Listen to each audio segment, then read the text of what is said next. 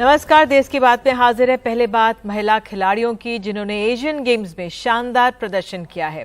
Cricket में खिताब जीता है तो राइफल शूटिंग में जमकर मेडल जीते हैं। सिफ्त कौर सांभरा ने तो गोल्ड मेडल ही जीत लिया, वो भी पहली बार। साथ ही सिफ्त कौर की 50 मीटर राइफल में जीत से विश्व रिकॉर्ड भी टूटा है। साथ ही आशी चोकसी ने इसी इवेंट में ब्रॉन्ज मेडल जीता है। तो महिला टीम इवेंट में भी सिल्वर मेडल जीता गया है। बता दें कि 25 मीटर पिस्टल टीम इवेंट में महिलाओं ने गोल्ड मेडल अपने नाम किया है। साथ ही पुरुष वर्ग भी अपने जो हमारे खिलाड़ी हैं वो भी झंडे गाड़ रहे हैं। तो चीन के हांगजू में हो रही एशियन गेम्स प्रतियोगिताओं में हमारे खिलाड़ियों के हौसले बुलंद हैं। तो देश की बात में बात करने के लिए हमारे साथ हैं सिफ्त कौर सांभरा, गोल्ड मेडलिस्ट।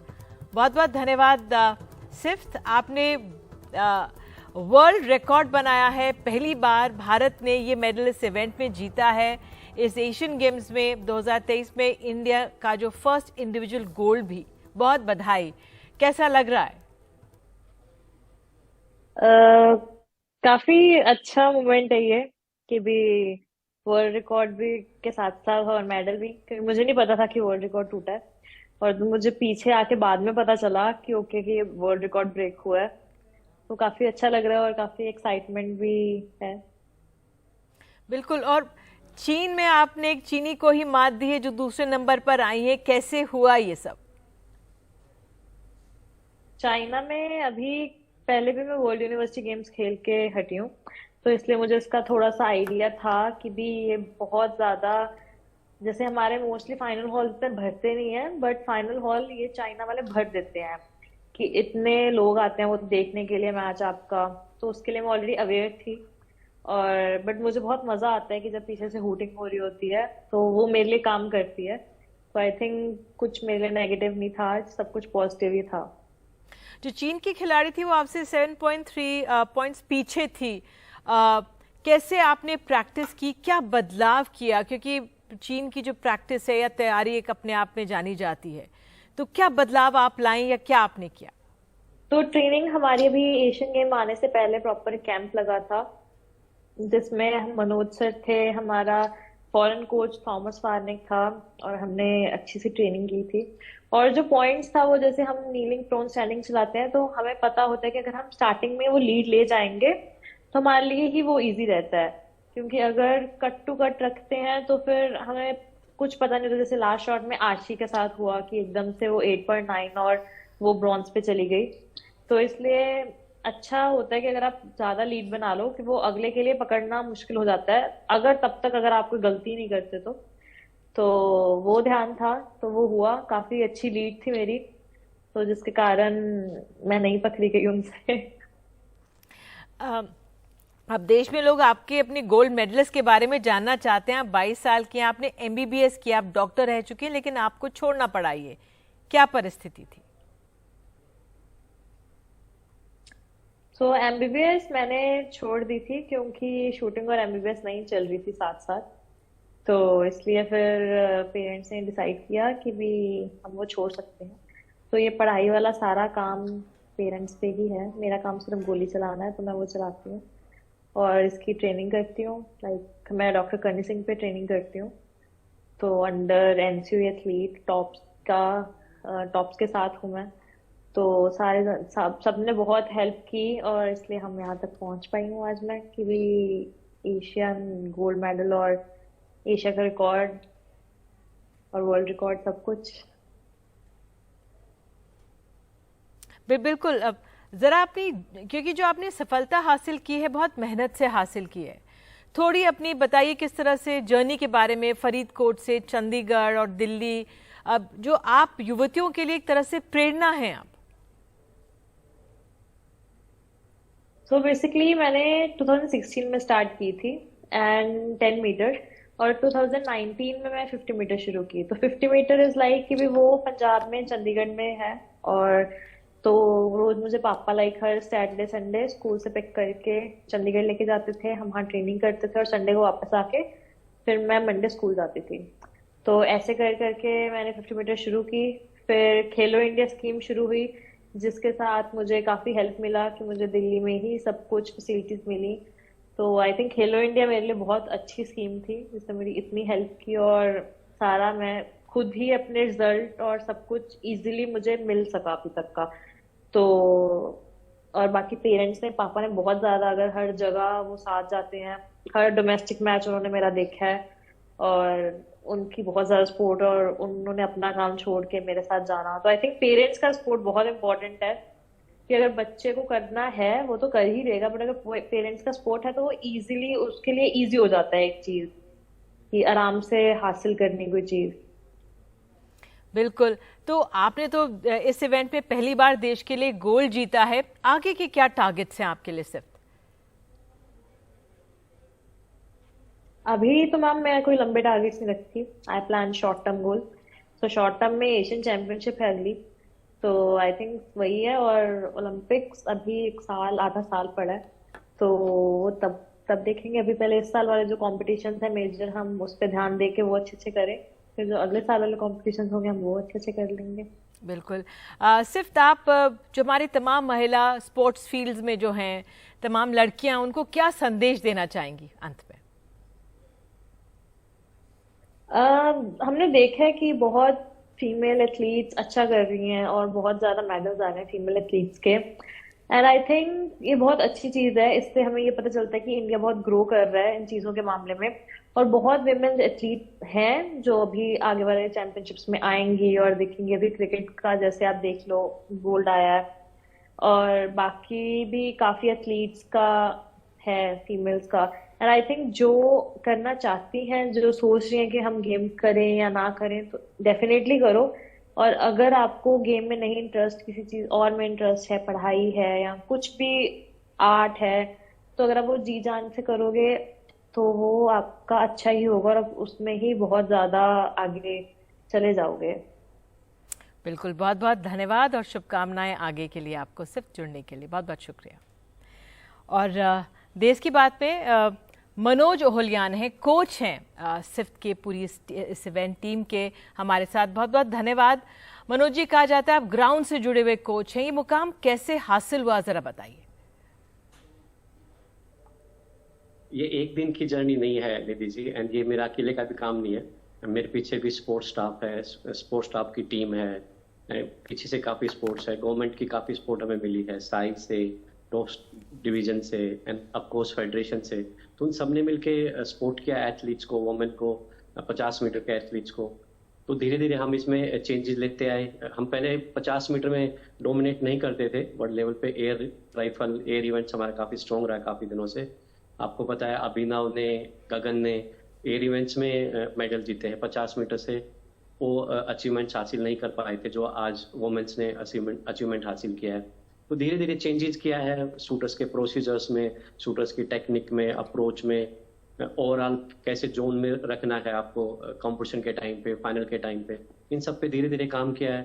धीरे धीरे शूटर्स अपना प्रोसीजर फॉलो करने लगे हैं।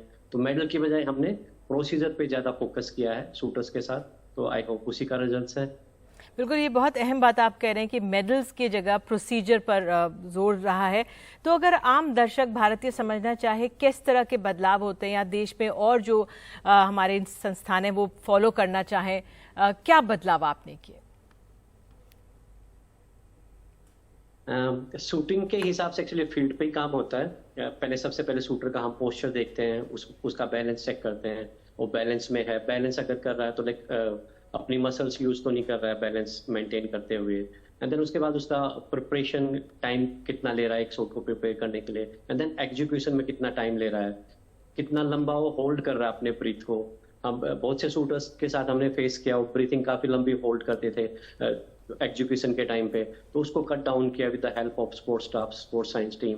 तो उसमें काफी सफलता मिली है हमें। शूटर्स का जो रिजल्ट है काफी अच्छा देखने को मिला है टेक्निक के हिसाब से। बिल्कुल। और अंत में आखिरी सवाल यही कि आगे के क्या टारगेट्स हैं, लक्ष्य क्या है अब? ऑफकोर्स टारगेट तो हमारा ओलंपिक में भी एक अच्छी परफॉर्मेंस रिपीट करने का है। अगेन अगर हम अपना प्रोसीजर फॉलो कर पाए जैसे हम यहाँ पे कर पा रहे हैं, एंड इस प्रोसीजर को और स्मूथ और अच्छा बना पाए फ्यूचर में, तो डेफिनेटली हम ओलंपिक में भी कुछ इसी तरह की परफॉर्मेंस दे पाएंगे। तो मेन मुकाम तो ओलंपिक है, लेकिन रिसेंटली अब हमारे पास सामने नेक्स्ट मंथ ही एशियन चैंपियनशिप है। 50 मीटर से हमारे पास 3 ओलंपिक कोटा है, तो हमें एक और ओलंपिक कोटा चाहिए। हम मैक्सिमम 4 ही जीत सकते हैं। तो लास्ट टाइम हमने वर्ल्ड चैंपियनशिप में 2 ओलंपिक कोटा लिए। सिट ने काफी अच्छा किया वहाँ पे, अखिल है लड़का, उसने बहुत अच्छा किया वहाँ पे। एंड उससे पहले स्वप्निल ने ओलंपिक कोटा जीत चुका है लास्ट वर्ल्ड चैंपियनशिप से। तो अब की बार जो हमने कोटा प्लेस जीते हैं वर्ल्ड चैंपियनशिप से जीते हैं, आउट ऑफ 4 एक होपफुली मेरे को उम्मीद है आने वाली एशियन चैंपियनशिप में हम कंप्लीट कर पाए। उसके बाद जो प्रिपरेशन होगा वो पूरा ओलंपिक को ध्यान में रख के ही होगा। बिल्कुल, आपको बहुत बहुत बधाई और धन्यवाद कि इस तरह से आप लोग गोल्ड मेडल जीतते रहिए। बहुत बहुत धन्यवाद मनोज जी जुड़ने के लिए। आइए अब देश की बात में आगे बढ़ते हैं और हमें मणिपुर से जुड़ी हुई अगली खबर है। इम्फाल में 2 छात्रों की हत्या की तस्वीरें सामने आने के बाद कल रात में पुलिस और प्रदर्शनकारियों के बीच जमकर झड़प हुई है। बताया जा रहा है कि उन्हीं दोनों नाबालिग छात्रों की तस्वीरें हैं जो लापता हैं और आज पुलिस को प्रदर्शनकारियों को रोकने के लिए आंसू गैस के गोले छोड़ने पड़े। ये मामला जुलाई का है और मुख्यमंत्री कह चुके हैं कि दोनों लापता छात्रों के बारे में जांच सीबीआई को सौंपी जा चुकी है। इस बीच एक बार फिर से मोबाइल इंटरनेट पर अक्टूबर तक पाबंदी लग गई है।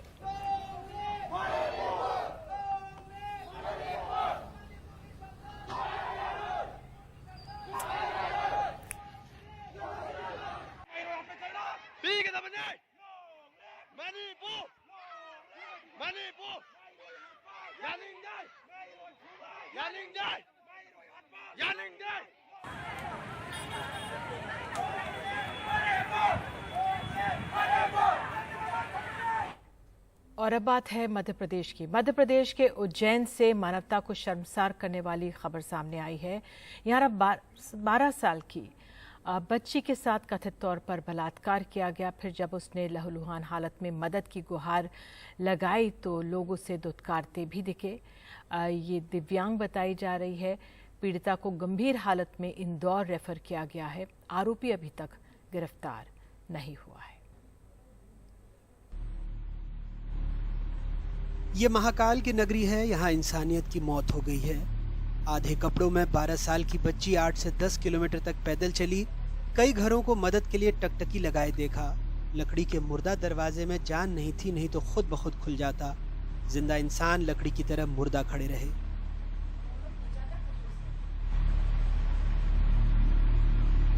एक आश्रम के साधु ने मदद की। पहले उज्जैन के अस्पताल पहुंचाया, बाद में उसे इंदौर रेफर किया गया।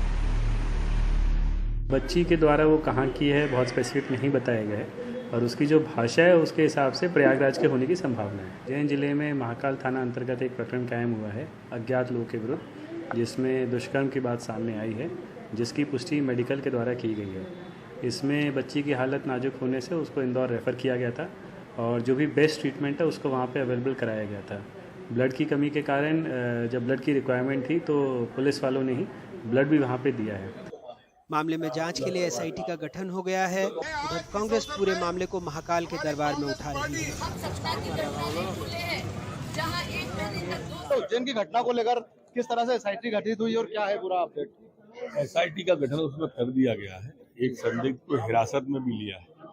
बच्ची अभी ठीक तरह से बता नहीं पा रही है। उज्जैन की होती प्रतीत नहीं हो रही है, वो उज्जैन से बाहर की कहीं प्रतीत है। स्वास्थ्य का हाल इसके लिए स्वास्थ्य ठीक है। शर्म मानी चाहिए। 18 साल में उन्होंने सुरक्षा देने की नहीं सोची, पर बहनों को वोट बैंक मानते रहे, उनसे वोट की गुहार करते रहे। ऐसे मामा को उखाड़ के फेंकने का संकल्प इस प्रदेश की महिलाएं ले चुकी और इस बच्ची की न्याय की लड़ाई हम सब मिलकर लड़ेंगे। मध्य प्रदेश में जहां एक और मुख्यमंत्री शिवराज सिंह चौहान महिला सशक्तिकरण और बेटियों को सम्मान देने की बातें करते हैं, वहीं दूसरी ओर खुद सरकारी आंकड़े बताते हैं कि मध्य प्रदेश और महाराष्ट्र 2 ऐसे राज्य हैं जहां से 2019 से 2021 तक सबसे ज़्यादा लड़कियां और महिलाएं गायब हुईं। 2021 में मध्य प्रदेश में 55,704 महिलाएं गायब हो गईं। 2021 में देश में सबसे ज़्यादा 6,462 बलात्कार के मामले मध्य प्रदेश में दर्ज हुए, जिसमें 3,515 बलात्कार के मामले नाबालिगों के थे, यानी 54.3% ऐसे मामले जिसमें पीड़ित नाबालिग थे। मध्य प्रदेश में हर दिन बलात्कार के 18 मामले दर्ज होते हैं, लेकिन 10 मामले ऐसे हैं जिसमें पीड़ित नाबालिग हैं। ये आंकड़े शर्मसार करते हैं, लेकिन उज्जैन में जो हुआ वो शर्मसार भी करता है, परेशान भी, क्योंकि धार्मिक मान्यताओं के मुताबिक उज्जैन महाकाल की नगरी है, द्वादश ज्योतिर्लिंगों में से एक। कुछ दिनों पहले आदि गुरु शंकराचार्य की प्रतिमा का अनावरण हुआ था, जिन्होंने कभी कहा था न धर्मो न चार्थो न कामो न मोक्षः चिदानंद रूप शिवोहम शिवोहम। ऐसे में ये घटना शासन प्रशासन के अलावा उज्जैन को, वहाँ के लोगों को भी कटघरे में खड़ा करती है। उज्जैन से अपने सहयोगी ललित और समीर खान के साथ अनुराग द्वारी, एनडीटीवी इंडिया। देश की बात में अब बात आतंक पर नकेल की। कनाडा और भारत के रिश्तों के तनाव के बीच एनआईए ने बुधवार को खालिस्तानी आतंकियों, गैंगस्टर्स और ड्रग तस्करों के गठजोड़ को लेकर बड़ी कार्रवाई करते हुए 6 राज्यों में 51 से ज्यादा जगहों पर छापेमारी की है। एनआईए ने कुछ लोगों को गिरफ्तार भी किया है और बड़ी मात्रा में हथियार, गोला बारूद बरामद किया। बुधवार सुबह राष्ट्रीय जांच एजेंसी यानी एनआईए ने पंजाब, हरियाणा, राजस्थान, दिल्ली एनसीआर और उत्तराखंड में 53 जगहों पर एक साथ छापेमारी शुरू की। ये कार्रवाई खालिस्तानी आतंकियों और गैंगस्टरों के नेक्सस को ध्वस्त करने के लिए हुई। कनाडा और भारत में बढ़ती कूटनीतिक खींचतान के बीच एनआईए का भारत में ये बड़ा क्रैकडाउन माना जा रहा है। एनआईए ने खालिस्तानी आतंकवादियों, गैंगस्टरों और ड्रग्स तस्करों को लेकर कई इनपुट इकट्ठा किए थे। हाल ही में जो खालिस्तानी आतंकवादी, गैंगस्टर और ड्रग्स तस्कर पकड़े गए हैं, उनसे पूछताछ के आधार पर पता चला कि ये nexus terror funding, target killing, जबरन उगाही और विदेश में बैठकर भारत विरोधी गतिविधियों में लगा हुआ है। इसके अलावा ये लोग हथियार सप्लाई भी कर रहे हैं, जो कि पाकिस्तान से भारत आ रहे हैं। एनआईए ने अगस्त 2022 से लेकर गैंगस्टरों और खालिस्तानी आतंकियों के खिलाफ यूएपीए के तहत 5 केस दर्ज किए हैं। इसमें अर्शदीप डल्ला, लॉरेंस बिश्नोई, देवेंद्र बंभिया समेत कई लोगों के नाम हैं।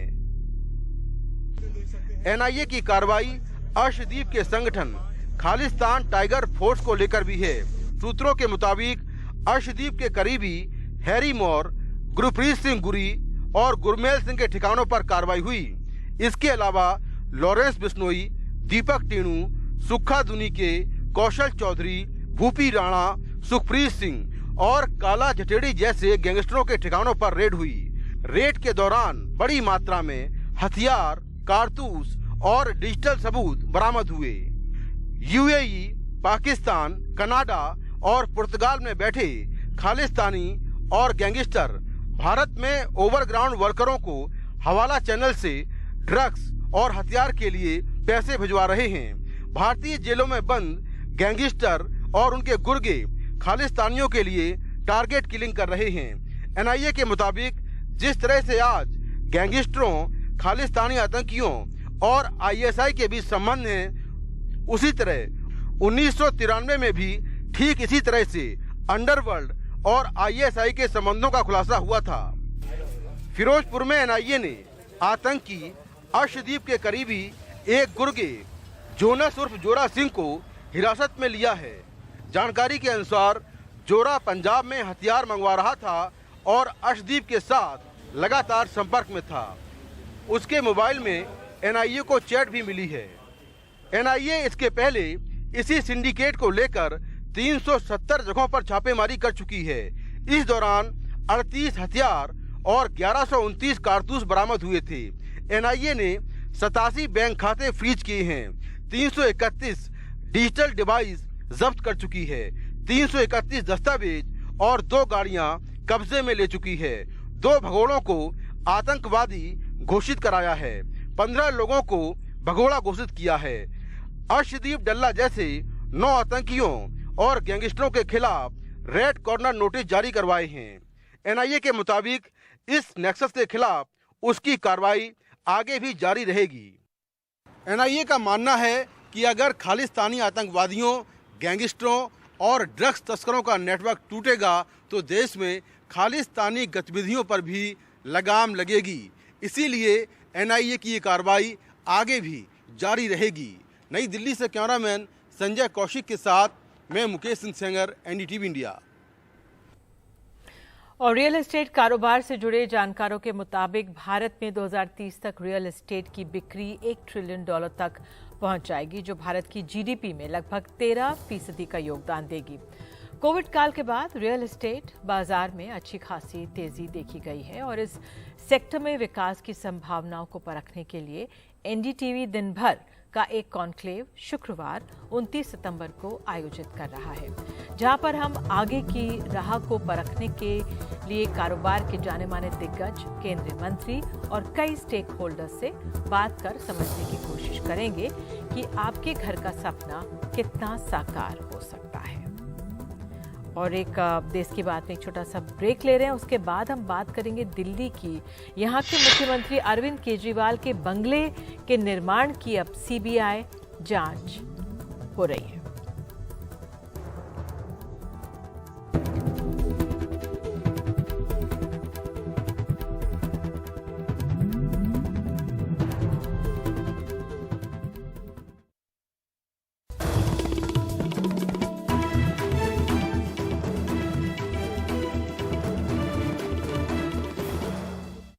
देश की बात में बात अब दिल्ली की। सीबीआई ने दिल्ली के मुख्यमंत्री अरविंद केजरीवाल के बंगले में नवीनीकरण के मामले में प्रारंभिक जांच शुरू की है। केंद्रीय जांच ब्यूरो ने दिल्ली के मुख्यमंत्री आवास के नवीनीकरण में वित्तीय अनियमितताओं की बात कही है। प्रारंभिक जांच कोई आपराधिक मामला नहीं है, बल्कि आपराधिक जांच की शुरुआत बताई जा रही है। अगर सीबीआई को सबूत मिले तो वो केस दर्ज करेगी।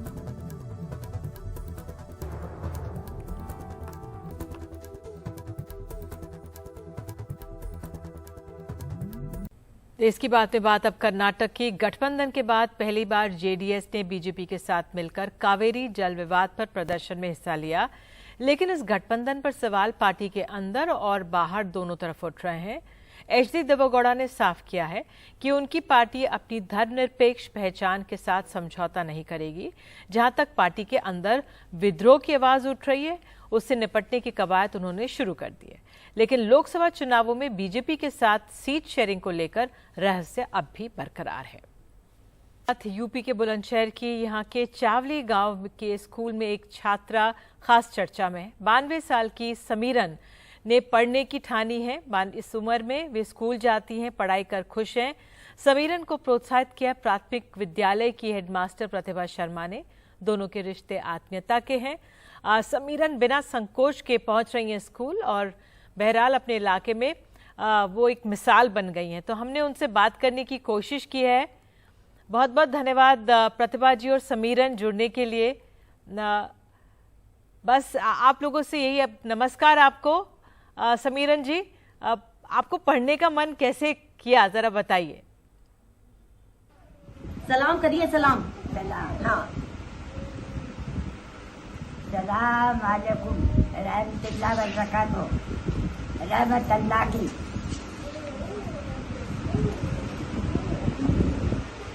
पढ़ने की कैसे सोची अम्मा जी, बताइए। पढ़ने का मन कैसे करा, बताओ। मरना का मन ये करा।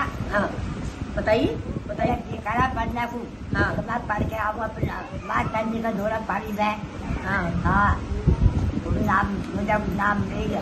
खूब चीज बताई मुझे बात करने ने, खूब पढ़ा मैंने। अपने बात करने का दौरा कैसे मन करा, किसे देख के मन करा तुम्हारा पढ़ने का? मुझे देख कर मेरे बच्चे पढ़ के आ गए पोते पोते। हाँ, इनको देख कर जब मेरा देखा था तब मैं तब फिर दूसरा का पढ़ के बात करने का दौर है जब गई। जी अम्मा जी ये कह रही हैं कि मेरे जो बच्चे हैं, पोते पोती हैं, वो स्कूल आते हैं हमारे यहाँ, तो उन बच्चों को पढ़ते हुए देखकर अम्मा जी का मन करा कि मैं भी पढूं। एक्चुअली इन्हें बहुत मतलब जिस समय इनका पढ़ाई की उम्र थी, मैं बताना चाहूंगी कि उस समय अम्मा जी को वो सुविधाएं उस जमाने में इतनी नहीं हुआ करती थी, तो अम्मा जी नहीं पढ़ पाई। लेकिन आज जब उन्होंने अपने पोते पोतियों को देखा, उनकी किताबें, तो उनका फिर दोबारा से वो कहते हैं ना एक बार की एक ऐसी एज होती है कि जिसमें फिर दोबारा बचपन का मन करता है कि आप फिर चलिए दोबारा से एक बार जी ले, बचपन जिए अपना। तो वही चीज अम्मा जी को लगी और अम्मा जी मेरे पास आई, आके कहने लगी कि मास्टर जी पहले तो मेरी पेंशन बनवा दो। एक्चुअली अम्मा जी मेरे पास जब आई तो उन्होंने मुझे वृद्धा पेंशन के लिए कहा कि मेरी मास्टर जी वृद्धा पेंशन नहीं है, मेरी पेंशन बनवा दो। तो मैंने अम्मा जी को एक शर्त रखी, मैं बोली कि अम्मा जी ठीक है, मैं तुम्हारा ये काम कराऊंगी, लेकिन आपको विद्यालय आना पड़ेगा। और थोड़ा पढ़ना पड़ेगा, क्योंकि वो उसमें आप नाम नहीं लिखेंगे तो नहीं बनेगी, नहीं हिसाब किताब करेंगे तो पैसे भी नहीं मिलेंगे। तो अम्मा जी यूँ करके कहिए कि आर्थिक स्थिति बहुत खराब है, अच्छी नहीं है, तो उस लिहाज से कहिए कि अम्मा जी तुरंत तैयार हो गई और अम्मा जी मेरे पास विद्यालय में आने लगी। बिल्कुल प्रतिभा जी, कितना समय हो गया है पढ़ते हुए अम्मा को, और क्या क्या सीखा है इन्होंने अब तक? हाँ, नाम लिखने की बताओ, नाम लिख लेती हो? नाम नाम तो मैं निकली सलीमा है ना, सलीमा लिख लेती है। अच्छा गिनती सुनाइए आप मैम को, 1 2 3 सुनाइए। 1 2 3 हाँ सुनाओ, नाम सब मैं निकलू वो अपना गिनती 1 2 3 सुनाइए पूरी। 1 2 3 4 5 6 7 8 9 10 11 12 13 14 15 16 17 18 चलिए, बहुत खूब, बहुत बहुत खूब, बहुत बहुत धन्यवाद जुड़ने के लिए। तो ये समीरन है और प्रतिभा जी उनकी टीचर उनके साथ हैं, बता रही हैं 100 तक गिनती सीख गई हैं और अपना नाम भी अब लिख लेती हैं। ये बहुत बड़ी एक हौसला अफजाई है और कामयाबी है।